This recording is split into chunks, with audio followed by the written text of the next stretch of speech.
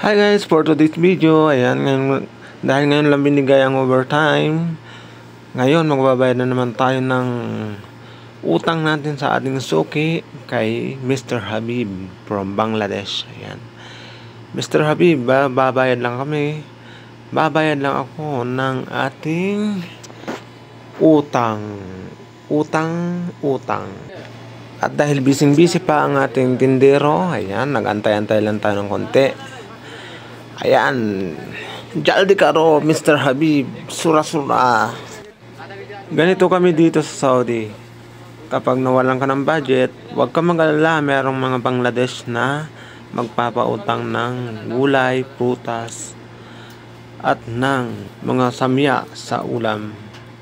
Lagi ka lang magbayad every end of the month. Walang problema sa kanila.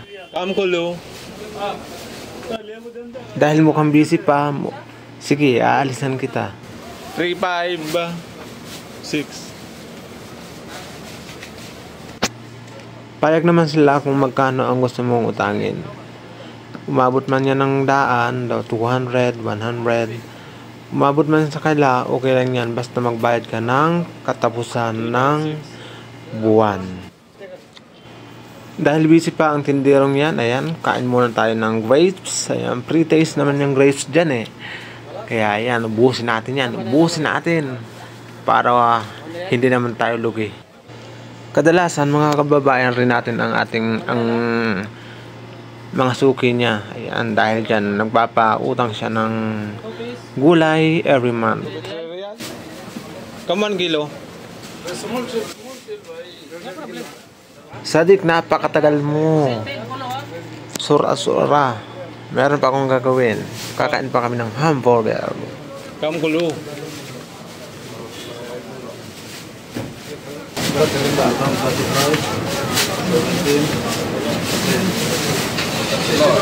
Ha? 62? Aywa. Ano yung ba din? 62 ah? Saburan na yun. Kailan kasi ba yun?